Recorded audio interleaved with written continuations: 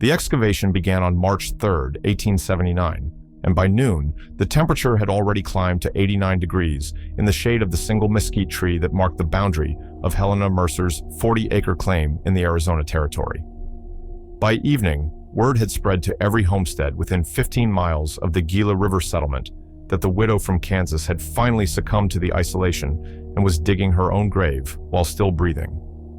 Thomas Garrett, a 58-year-old rancher who had survived 17 summers in the territory and considered himself the resident authority on what the desert could and could not kill, rode out the following morning to witness what he called the saddest display of frontier madness he had seen since a prospector tried to dam the Gila with nothing but optimism and burlap sacks.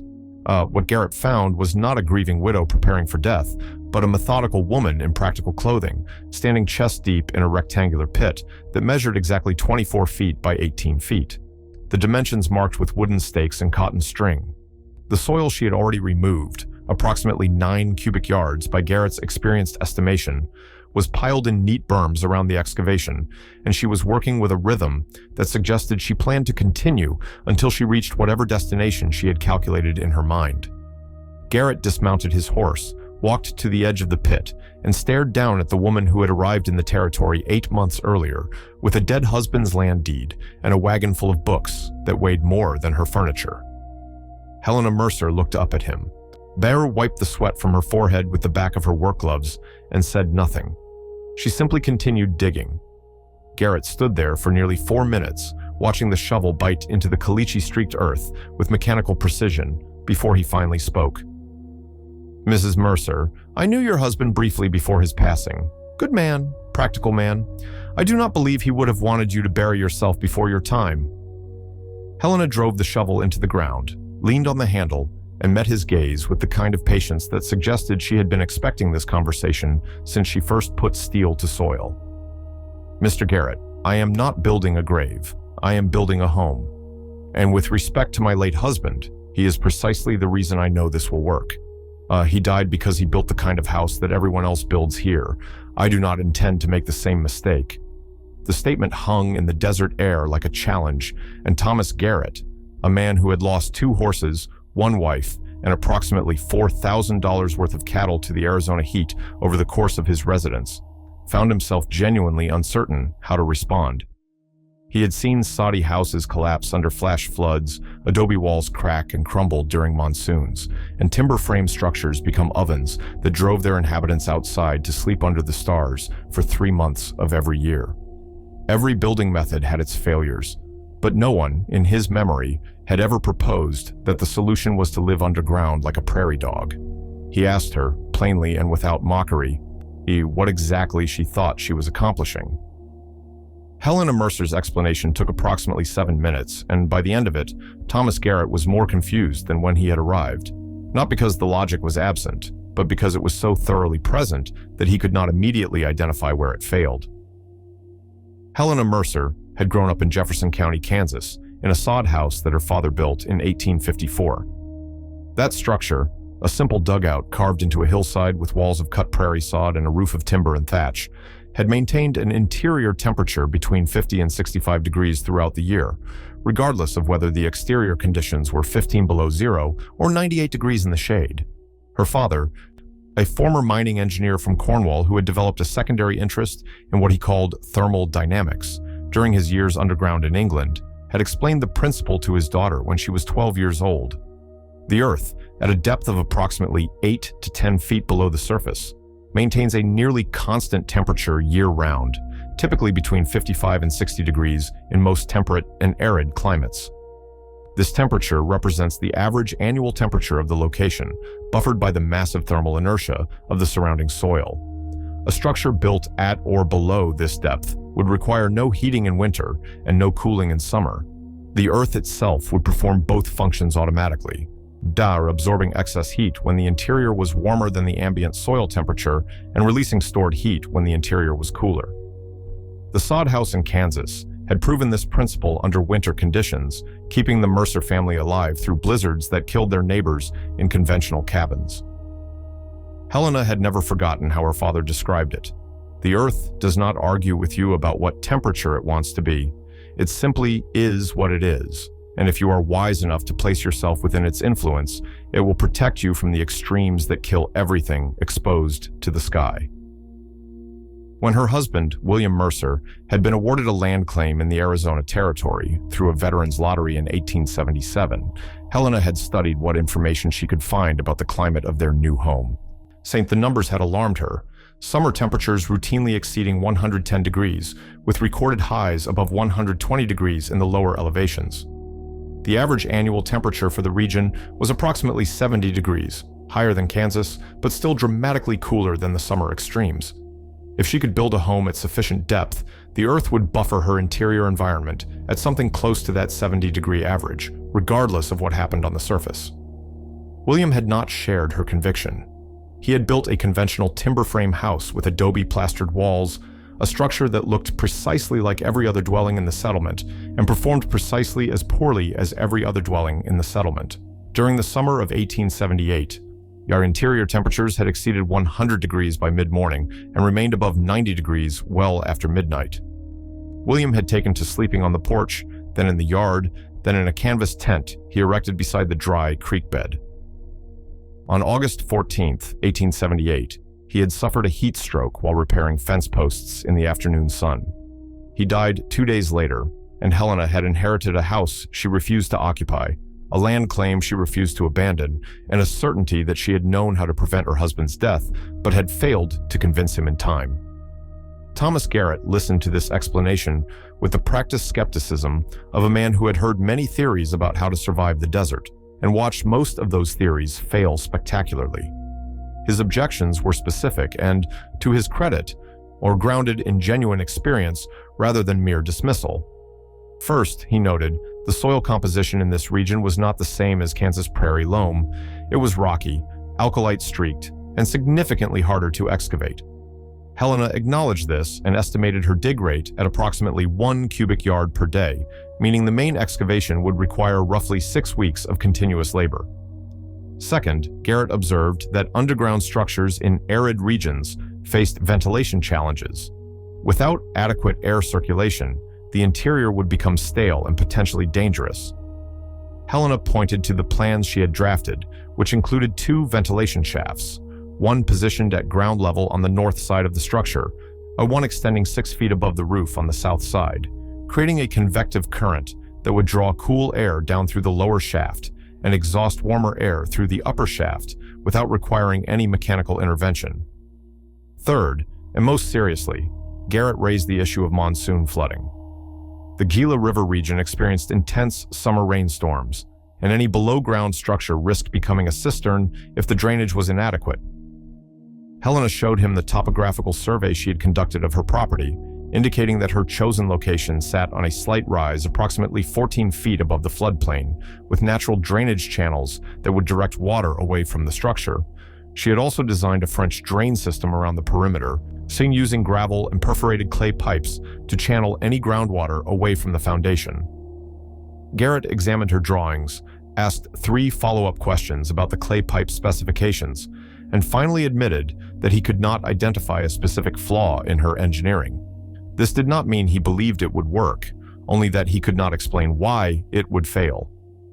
He told her, with what he clearly intended as kindness, that he hoped she would survive long enough to learn whether she was right or wrong, and that if she changed her mind, the settlement would welcome her into more conventional accommodations. Helena thanked him for his concern, picked up her shovel, and continued digging. By the end of March, she had excavated the main pit to a depth of 8.5 feet, or reinforced the walls with a mixture of local stone and lime-based morite mortar, and begun constructing the timber framework that would support her roof. The roof itself would be critical, not merely for structural integrity, but for thermal performance. She planned a 3-layer system. First, a framework of juniper beams spanning the 18-foot width, spaced at 24-inch intervals. Second, a layer of close-fitted pine planking sealed with pitch. Third, a covering of 18 inches of excavated soil, graded to encourage water runoff toward the drainage channels. Word of the underground house spread throughout the settlement, and the reactions followed a predictable pattern that Helena had anticipated from her first day of digging. Some dismissed her as a grieving widow, whose judgment had been compromised by loss. Others viewed her as an eccentric from the East, who would learn the realities of desert life through painful experience. A smaller number, perhaps 4 or 5 individuals among the settlement's approximately 40 households, expressed genuine curiosity, though none offered to help.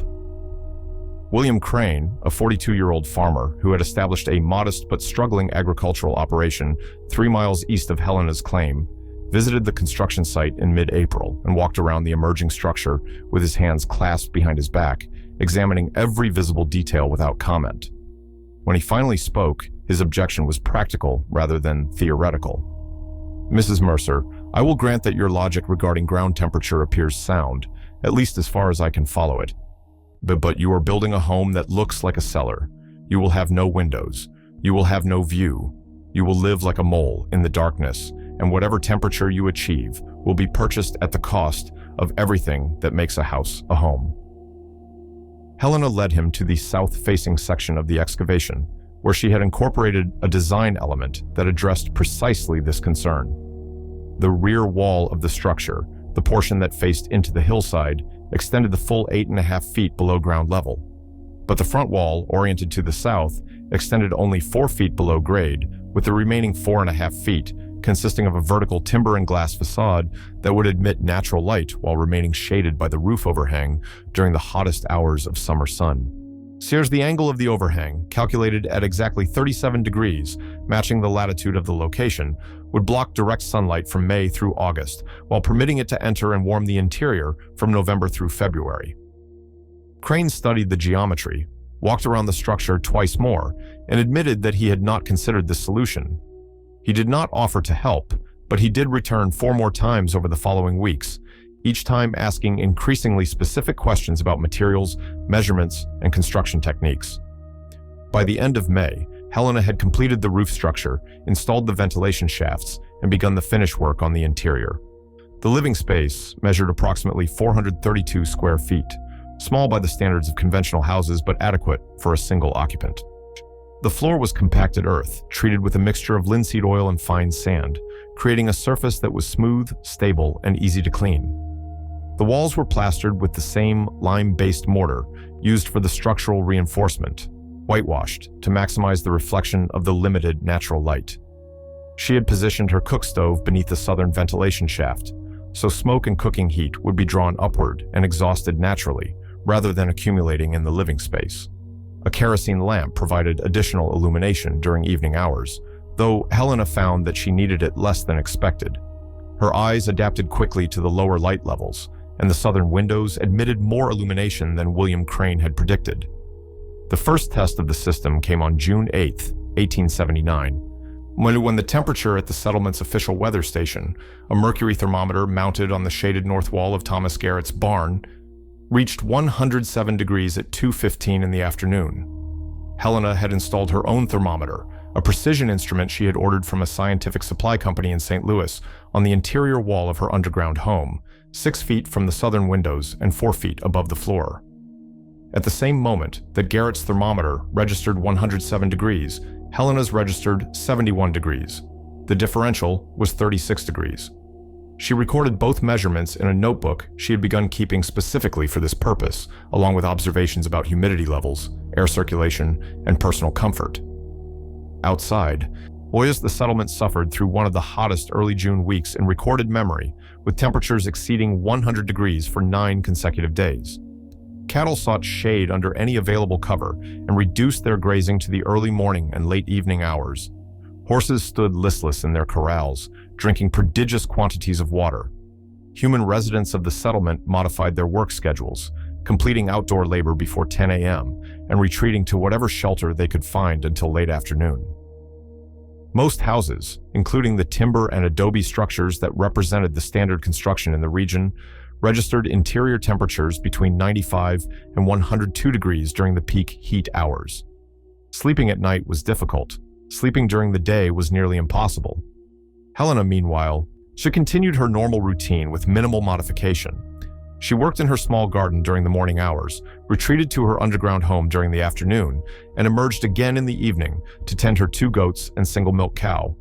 Her interior temperature never exceeded 74 degrees during the entire 9-day period, and at night With the ventilation system drawing cool air through the structure, it dropped to 68 degrees, a temperature that required her to use a light blanket for comfortable sleep. The difference in comfort was so dramatic that Helena found herself almost embarrassed by it, as if she had cheated in a contest that everyone else was losing. She mentioned her observations to William Crane when he stopped by on June 15th, not in a spirit of boasting, but in the genuine hope that he might consider building a similar structure. Crane had the particular expression of a man wrestling with the difference between what he believed and what the evidence suggested. He asked to see her temperature records, studied them for nearly 20 minutes, and finally said, "Mrs. Mercer, I cannot explain these numbers, and I am not entirely certain I believe them, but I acknowledge that you appear to be suffering considerably less than anyone else I have spoken with this week." He did not say he was convinced. He did not offer to build his own underground dwelling, but he also did not repeat his earlier objection about living like a mole. Something in his certainty had shifted, even if he could not name what. If you are finding value in these accounts of practical ingenuity and forgotten building wisdom, I would ask you to consider subscribing to this channel. Each story I share represents hours of research into historical records, construction techniques, and the lived experiences of people who solve problems through careful observation rather than conventional assumption. A subscription ensures you will not miss future episodes and helps signal to the platform that this content deserves wider distribution. Now, let me continue with what happened next, because the events of June 1879 were merely a preview of what was coming.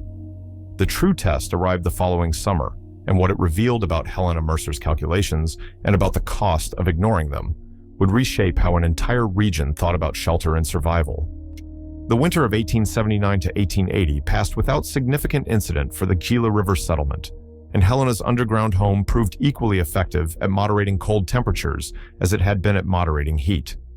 During a late December cold snap that dropped nighttime temperatures to 24 degrees, cold enough to kill unprepared livestock and damage the few citrus trees that optimistic settlers had planted, Helena's interior temperature remained between 64 and 68 degrees without any supplemental heating beyond what her cook stove provided during meal preparation. The thermal mass of the surrounding earth, having absorbed heat throughout the summer and fall, now released that stored energy gradually into the living space, maintaining comfortable conditions when her neighbors were burning precious firewood at unsustainable rates. Thomas Garrett, who had continued to observe the underground house with what he described as professional skepticism, visited Helena in early January to examine her thermometer readings and compare them against his own records. The data was unambiguous. While his conventional house had required approximately 3/4 of a cord of mesquite wood per month to maintain tolerable winter temperatures, Helena had used less than 1/5 of that amount and had achieved more comfortable conditions in the process. Garrett did not admit that he had been wrong because he had never explicitly said she would fail. He had only said he did not know why her design would succeed. Now he knew why, and the knowledge clearly unsettled him. He asked, with what appeared to be genuine interest rather than mockery, was whether she believed the same principles could be applied to larger structures, perhaps a dwelling suitable for a family or even a communal building for the settlement. Helena showed him preliminary sketches she had begun developing, based on her father's observations about the semi-subterranean longhouses that certain Welsh mining communities had built in the 18th century. The principles scaled reasonably well, she explained, though larger structures required more sophisticated ventilation systems and additional engineering to prevent roof collapse over wider spans. Garrett studied the drawings, asked several technical questions, and departed without making any commitments. The spring of 1880 arrived with ominous portents that experienced desert residents recognized immediately. The winter rains had been sparse, less than 40% of the typical seasonal accumulation. The Gila River ran lower than anyone could remember for March, and the usually reliable springs that fed several of the settlement's water sources had diminished to trickles. More concerning still was the pattern of early season heat. By mid-March, temperatures were already reaching the mid-90s during afternoon hours, a full month ahead of the typical warming schedule. The mesquite trees, which usually did not bloom until April, were flowering by the third week of March, and the old-timers in the settlement began speaking in low voices about the summer of 1864, when heat and drought had killed a significant portion of the livestock in the territory and driven several families to abandon their claims entirely. Say Helena observed these signs with the particular attention of someone who had calculated her survival margins precisely and understood that extreme conditions would provide the definitive test of her theories. She spent April reinforcing her root cellar, a secondary excavation she had completed during the winter, located beneath her main living space and reaching an additional 6 feet into the earth, and stockpiling supplies that would allow her to remain in her underground home for extended periods if necessary.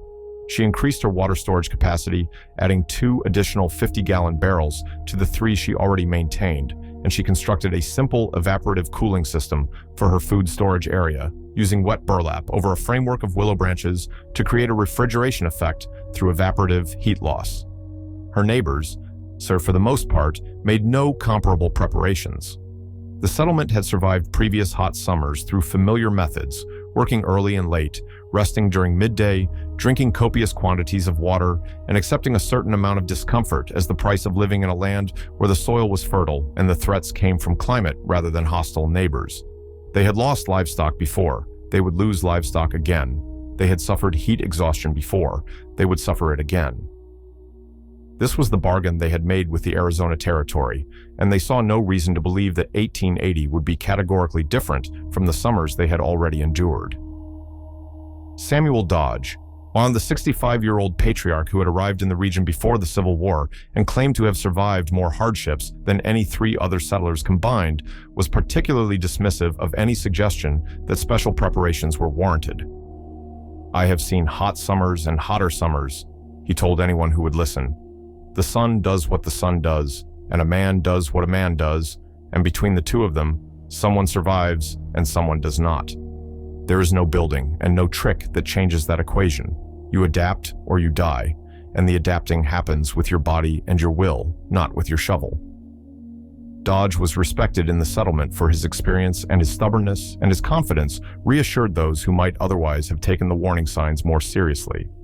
The heat wave of 1880 began on June 23rd, when the temperature at Thomas Garrett's weather station reached 112 degrees at 3:47 in the afternoon. By itself, this was not unprecedented. Similar readings had occurred in previous years, typically for 1 or 2 days at a time before a shift in weather patterns brought relief. What made the summer of 1880 different was the duration. The temperature exceeded 110 degrees on June 24th, and on June 25th, and on June 26th. On June 27th, it reached 118 degrees, the highest reading ever recorded at Garrett's Station, and a number that would not be exceeded for another 43 years. On June 28th, it dropped slightly to 114 degrees, and the settlers allowed themselves to hope that the worst had passed. On June 29th, it rose again to 116 degrees, and on June 30th, it reached 119 degrees, was shattering the previous day's record within 72 hours of setting it. The heat was not merely extreme, it was relentless. Nighttime temperatures, which typically dropped into the 80s or low 90s to provide some relief, remained above 95 degrees throughout the night, and on several nights exceeded 100 degrees even at 3 a.m. The settlement's wells, already stressed from the drought conditions, began producing water that was warm to the touch. Not the cool, refreshing relief that made desert summers bearable, but a tepid liquid that seemed to absorb heat from the moment it left the ground. Livestock began dying on June 28th. First, the weakest animals, newborn calves, elderly horses, goats that had been sickly during the winter. Then stronger animals, ones that should have survived, began collapsing in their enclosures despite adequate water and shade. The heat was simply too intense for their bodies to dissipate through normal physiological means, and even animals that did not die outright became listless and refused to eat. By July 4th, Thomas Garrett estimated that the settlement had lost approximately 15% of its total livestock population, with another 20% showing signs of severe heat stress. The human toll was mounting as well. Martha Patterson, a 45-year-old woman who had been one of the most vocal skeptics of Helena's underground home, collapsed on June 30th while attempting to carry water from her well to her garden. Her husband found her unconscious in the yard, her skin hot and dry despite the obvious exertion, and carried her inside, Dawson, where the interior temperature of their adobe house was 106 degrees. She survived, but she would suffer recurring headaches and episodes of confusion for the remainder of her life. consequences of what the settlement's traveling physician later diagnosed as severe heat stroke with probable permanent neurological damage. Meanwhile, approximately 2.25 miles to the west, Helena Mercer was maintaining her interior temperature at 73 degrees. The thermal mass of the 8.5 feet of earth surrounding her living space absorbed the excess heat from the surface as efficiently as it had absorbed excess cold during the winter, buffering her environment against the extreme conditions that were devastating her neighbors. Her ventilation system continued to function as designed, while drawing cooler air from the shaded northern shaft and exhausting warmer air through the southern shaft, creating a gentle but constant circulation that prevented any sense of stuffiness despite the enclosed space. She rose each morning at 5:30, completed her outdoor chores before 8 a.m., while temperatures were still in the low 90s, and retreated underground for the remainder of the day, emerging briefly after sunset to check on her animals and collect eggs from her 2 heat-stressed but surviving chickens. Her water supply, stored in the underground root cellar where temperatures remained a constant 65 degrees, was cool enough to provide genuine refreshment, a luxury that no one else in the settlement could match. She was not merely surviving, she was comfortable. When the contrast with conditions outside was so stark that it felt almost obscene, as if she had discovered a way to cheat at a game that everyone else was forced to play by brutal rules. On July 2nd, William Crane appeared at Helena's door in a state of obvious distress. His wife and 2 children were suffering from heat exhaustion, he explained, and their conventional house had become uninhabitable during the afternoon hours. He had spent the previous 3 nights sleeping in his root cellar, a shallow excavation that maintained somewhat cooler temperatures than the house, but lacked adequate ventilation and was already beginning to affect his family's respiratory health. He asked, with visible embarrassment, whether Helena would allow his family to shelter in her home during the worst hours of the day. Helena did not hesitate, so she showed Crane and his family to her living space, offered them water from her cool storage, and watched as the 2 children, a boy of 8 and a girl of 11, visibly relaxed for the first time in days. The temperature differential was so profound that Crane's wife, Margaret, began weeping quietly, not from sadness, but from the sheer physical relief of being comfortable for the first time in more than a week. The Crane family spent the next 12 days sheltering in Helena's underground home from approximately 11 a.m. until 7 p.m. each day, returning to their own property only to tend their animals and sleep in the marginally cooler nighttime conditions.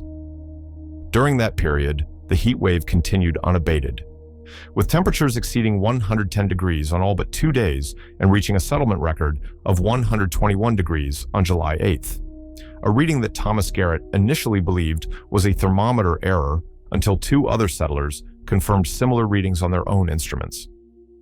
The Crane children, who had been lethargic and showing signs of dehydration when they first arrived, recovered fully within 3 days of regular access to Helena's cooled environment. Margaret Crane's headaches disappeared.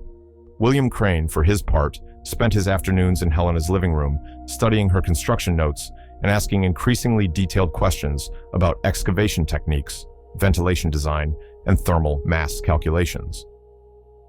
The death that changed everything occurred on July 11th at approximately 2:30 in the afternoon, though the exact time would never be determined with certainty. Samuel Dodge, the 65-year-old settler who had dismissed Helena's underground home as an eccentric overreaction, was found dead in his yard by a neighbor who had gone to check on him after noticing that his livestock had not been tended that morning. The official cause of death was listed as heat stroke, but the circumstances suggested something closer to collapse from exhaustion. Dodge had apparently been attempting to repair a section of his fence when the heat overwhelmed him, and he had fallen with his tools still in his hands, his body positioned as if he had simply stopped functioning mid-motion. The temperature at the time of his estimated death was 117 degrees. His interior house temperature, measured by the neighbor who found him, was 109 degrees, not enough to have saved him even if he had retreated indoors. There was no cool refuge available on Samuel Dodge's property, no underground shelter, no thermal mass to buffer the brutal arithmetic of a body producing heat that the environment could not absorb. He had believed that survival was a matter of will and adaptation, and the desert had proven him wrong with the indifferent finality that the desert had always used to correct those who underestimated it. The funeral was held 3 days later, on July 14th, in the relative cool of early morning, and the attendance included nearly every adult resident of the settlement. Thomas Garrett delivered a brief eulogy that praised Dodge's decades of service to the community without mentioning the circumstances of his death or the preparations he had failed to make.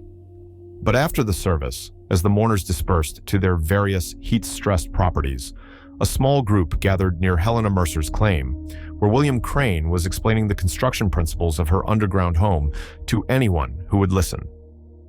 For the first time, Helena noticed that the faces watching Crane's explanation were not skeptical or dismissive. They were calculating. They were measuring. They were doing the mental arithmetic that preceded the actual arithmetic, trying to determine whether they had the resources, the time, and the skill to build themselves out of the situation that had just killed one of their neighbors. If this account of survival through unconventional thinking resonates with you, I would encourage you to share it with others who might benefit from these stories of practical wisdom. The frontier sorted truth from opinion through the most brutal possible method. It showed what worked and what didn't through consequences that could not be argued with. Modern audiences often forget that our ancestors solved problems of heating and cooling that we consider recent innovations, and sharing these stories helps preserve knowledge that might otherwise be lost to comfortable assumption. Now, let me tell you what happened in the weeks and months following Samuel Dodge's death, because the transformation that occurred in the Gila River settlement represents one of the most complete shifts in building practice ever documented in a single community within a single season. By the end of July 1880, while the heat wave still gripped the region, three families had begun excavations for underground or semi-underground dwellings on their properties. Thomas Garrett, who had never admitted to being wrong about Helena's design but had quietly concluded that he had been insufficiently imaginative, broke ground on an earth-sheltered extension to his barn on July 21st. His plan was more modest than Helena's original design, a partial excavation that would create a basement-level space beneath his existing structure, but it incorporated the same thermal mass principles and the same ventilation configuration that had proven so effective. William Crane, whose family had survived the worst of the heat wave through Helena's hospitality, began a full excavation on July 24th, working alongside his 8-year-old son and with technical guidance from Helena herself. Though his design expanded on her original concept, incorporating a larger footprint, approximately 600 square feet, and a more sophisticated ventilation system with 3 shafts rather than 2. The Crane family completed their underground home on September 3, 1880, in time for the final wave of summer heat that struck the region in mid-September, and William's temperature logs from that period confirmed what Helena's original observations had predicted: interior temperatures between 69 and 74 degrees, while exterior temperatures exceeded 105 degrees on 5 consecutive days. The mathematics were working, just as Helena had always said they would, and the mathematics continued to work through the following years, as more families in the settlement adopted variations of the underground building approach. By 1883, approximately 40% of the homesteads in the Gila River settlement had some form of earth-sheltered structure, ranging from simple root cellars that served as daytime refuges to fully excavated dwellings that families occupied year-round. The mortality rate during the hot summer months declined significantly, though precise statistics were not maintained. What was maintained was a collective memory of the summer of 1880, of Samuel Dodge's death, and of the widow from Kansas, who had been mocked for digging her own grave and had instead dug a refuge that the desert could not defeat.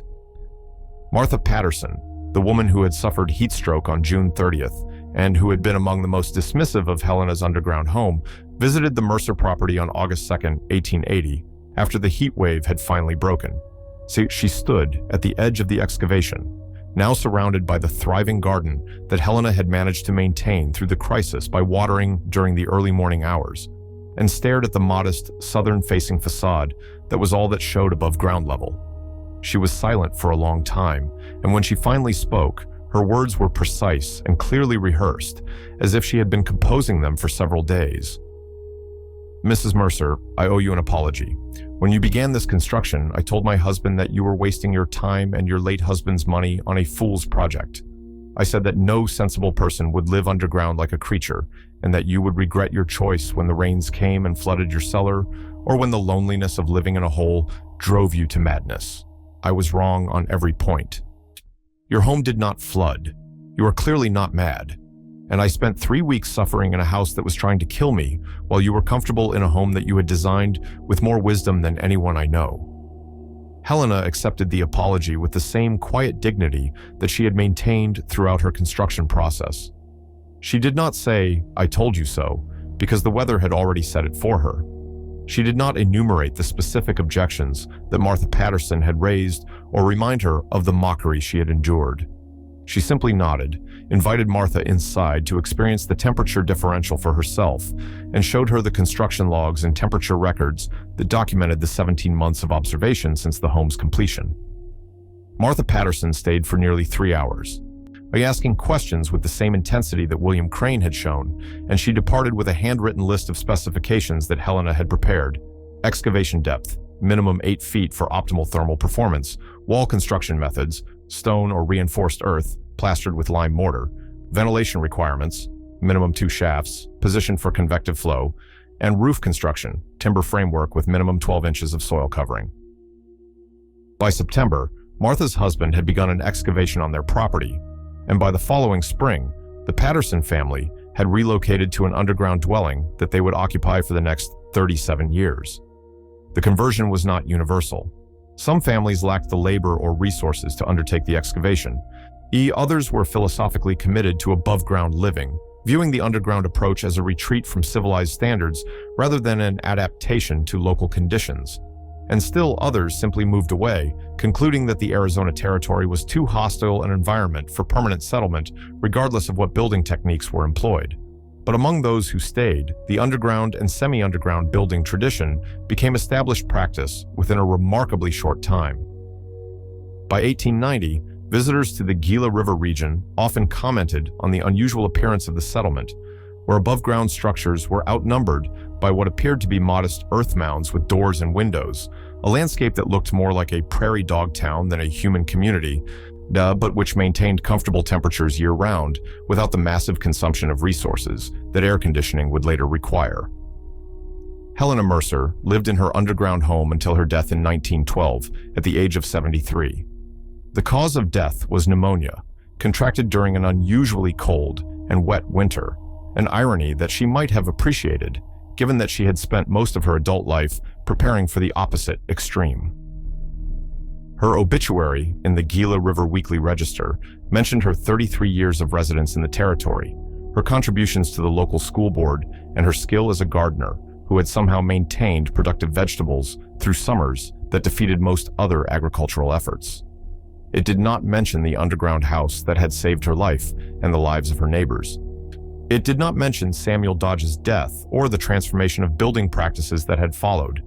It did not mention the hundreds of pages of construction notes and temperature logs that she had maintained throughout her residence, documents that would later be discovered by a grandson sorting through her belongings and would eventually be donated to the Arizona Historical Society, where they remain to this day. The obituary treated her as an ordinary settler who had lived an ordinary frontier life, distinguished perhaps by longevity, but not by any particular innovation or achievement. This was, in its way, the highest possible validation of her work. The techniques she had introduced had become so thoroughly integrated into local practice that they were no longer associated with any individual originator. The earth-sheltered construction in the Gila River region was simply how sensible people built, not a widow's eccentric experiment, but common knowledge that everyone had always known. The memory of the controversy, the mockery, the skepticism, and the death that had catalyzed the change had all faded into a generalized understanding that of course you built with the thermal mass of the earth in a climate where temperatures could kill you 5 months of the year. That's not innovation, that's just common sense. Except that common sense had been created by a specific person at a specific time through specific calculations that had been tested by the most brutal possible examination and found accurate to the degree. Helena Mercer did not invent earth-sheltered construction. The technique predated recorded history, having been used by indigenous peoples throughout the American Southwest, by Mediterranean cultures for millennia, and by her own father in Kansas, decades before her Arizona experiment. What she did was demonstrate its effectiveness in a context where skepticism was the default and where the evidence had to be overwhelming before anyone would consider changing established practice. She provided the proof that transformed traditional wisdom into local knowledge. The modern implications of Helena Mercer's 1879 experiment extend far beyond historical curiosity. Contemporary sustainable architecture has rediscovered the same thermal mass principles that she documented, incorporating earth sheltering into designs that achieve passive climate control without the massive energy consumption of conventional heating and air conditioning systems. The earth-bermed homes built in the American Southwest today use techniques that are essentially identical to what Helena described in her construction notes: excavation to appropriate depth, proper drainage and moisture management, ventilation systems that create convective flow, and southern exposure to capture winter sunlight while shading against summer sun. These homes achieve energy savings of 50 to 80% compared to conventional construction, with interior temperature variations of less than 10 degrees throughout the year in climates where exterior temperatures may swing 80 degrees or more between summer and winter extremes. The principle remains the same. The Earth, at sufficient depth, maintains a nearly constant temperature that represents the annual average of the local climate, and any structure that positions itself within that thermal envelope will benefit from the enormous heat sink that the ground provides. A cubic foot of soil weighs approximately 100 pounds and can store roughly 30 BTUs of thermal energy per degree of temperature change. Multiply that by the thousands of cubic feet of earth surrounding an underground structure, and the thermal battery that protects the interior becomes effectively infinite for human-scale heating and cooling needs. Helena Mercer did not understand the physics in precisely these terms. The quantification of thermal mass in BTUs was not common knowledge in 1879, but she understood the principle through observation and through the legacy of her father's mining engineering experience. She knew that the Earth had a temperature, that this temperature was stable, and that a structure embedded in the Earth would share in that stability. This was empirical knowledge, derived from lived experience rather than theoretical calculation, and it proved as effective as any laboratory analysis because the underlying physics were the same regardless of whether anyone had formalized them. The frontier, in its way, was a continuous laboratory where ideas were tested against survival and where the results were unambiguous. What worked, worked. What failed, failed. And the evidence accumulated in the bodies of the living and the graves of the dead. Helena Mercer proposed a hypothesis, constructed an experiment, collected data, and survived a crisis that killed her neighbor. By any reasonable scientific standard, her hypothesis was confirmed, and the fact that she did this without academic credentials, without institutional support, and without recognition from the historical record until decades after her death does not diminish the rigor of her method or the validity of her results. If you have watched this far, I would ask you to take a moment to like this video and to leave a comment sharing any experiences you may have with earth-sheltered construction, passive climate control, or the practical wisdom of previous generations. The algorithms that determine which content reaches wider audiences are influenced by engagement metrics, and your participation helps ensure that these stories of forgotten innovation reach the viewers who might benefit from them. I am documenting these accounts not for entertainment, but for preservation, because the knowledge that Helena Mercer embodied, the techniques that she demonstrated, and the principles that she proved are as relevant today as they were in 1880, and they risk being forgotten each generation that fails to transmit them. Now, let me conclude with the final chapter of this story, the legacy that extended beyond Helena's lifetime and beyond the Gila River settlement that had been her home for more than 3 decades. The construction notes that Helena maintained, 12 notebooks totaling approximately 3,400 pages, including temperature logs, engineering drawings, material specifications, and observational records, were preserved by her grandson, Thomas Mercer Whitfield, who had spent summers with his grandmother as a child, and who remembered her explaining the thermal principles of her unusual home with the same patient precision that she had shown to William Crane in 1880. Well, Whitfield donated the collection to the Arizona Historical Society in 1947, along with a letter explaining their significance and their origin, and the notebooks were cataloged, archived, and essentially forgotten for the next 60 years. In 2008, a graduate student in architecture at Arizona State University, researching historical passive cooling techniques for a thesis on sustainable desert construction, discovered the collection and recognized its significance. The student's thesis, completed in 2010, brought Helena Mercer's work to the attention of the sustainable architecture community, and subsequent publications have cited her temperature logs as among the earliest systematic documentation of Earth-sheltered thermal performance in the American Southwest. The house itself did not survive. It was demolished in 1923, much 11 years after Helena's death, when the property was sold to a development company that found the structure too unusual to incorporate into their plans. But photographs taken in 1915 by a visiting journalist provided visual documentation of the design, and these images have been reproduced in multiple contemporary publications on passive architecture and historical construction techniques. The Crane family's underground home, built with Helena's guidance in 1880, lasted longer. The structure remained occupied until 1958, when the last surviving Crane descendant relocated to Phoenix, and the property was converted to agricultural use. Archaeological surveys conducted in 1994 identified the foundation remnants of the original excavation, still visible beneath decades of accumulated soil, and the site is now listed on the National Register of Historic Places as an example of early earth-sheltered construction in the American Southwest. The listing does not mention Helena Mercer by name, identifying the structure only as the Crane underground dwelling, but the original construction notes that William Crane maintained clearly derived from Helena's specifications, down to the precise dimensions of the ventilation shafts, are preserved in the County Historical Society's collection and acknowledge her as the source of the design principles. These archives represent the visible legacy of Helena Mercer's innovation: documents, photographs, archaeological remnants, and scholarly citations that preserve her contribution for those who seek it. But the invisible legacy may be more significant: the integration of her principles into standard practice so thoroughly that their origin became untraceable. The semi-underground homes that dotted the Arizona landscape, for decades after her demonstration, the earth-bermed structures that modern architects design with sophisticated computer modeling, but with principles unchanged from 1879, the simple observation that the earth has a temperature and that building within it means building in comfort. These ideas no longer carry her name because they have been validated so completely that they require no justification. They are simply true, and truth needs no biography.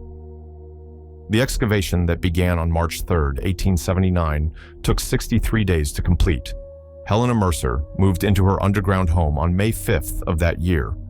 Therein she would spend the next 33 years, 4 months, and 11 days, proving that her calculations had been correct. Not through argument, not through persuasion, but through the simple act of surviving conditions that killed those who refused to listen. Thomas Garrett, who had stood at the edge of her pit on that first day and wondered if she had lost her mind, visited her home regularly until his death in 1897. And in his final years, he told anyone who would listen that the widow from Kansas had been the smartest person he had ever encountered. Smarter than the engineers, smarter than the surveyors, smarter than the territorial officials who designed public buildings that became uninhabitable every summer. He said this not as a tribute to her genius, but as an observation about what genius actually meant. Not brilliance or innovation, but the willingness to look at a problem, calculate a solution, and execute it while everyone around you insisted you were wrong. The underground house that had looked like a grave to the settlement in March of 1879 had turned out to be the opposite: a refuge that the Arizona heat could not penetrate, a shelter that the brutal mathematics of thermal load could not defeat, a demonstration that survival was not a matter of will or stubbornness, but of understanding how the world actually worked and building accordingly. Helena Mercer had dug into the earth not because she was mad or grieving, but because she had done the arithmetic, and the arithmetic was clear. The earth, at depth, maintains a temperature of approximately 70 degrees in the Arizona climate. A structure built at that depth would share in that temperature. A family living in that structure would survive conditions that killed their neighbors in conventional homes. The math worked. The design worked. The widow from Kansas who had dug her way into the desert soil was still alive and comfortable 33 years later, while Samuel Dodge's grave had long since become indistinguishable from the desert floor. That's not luck, and it's not wisdom, and it's certainly not the adaptation of will that Dodge had believed would carry him through.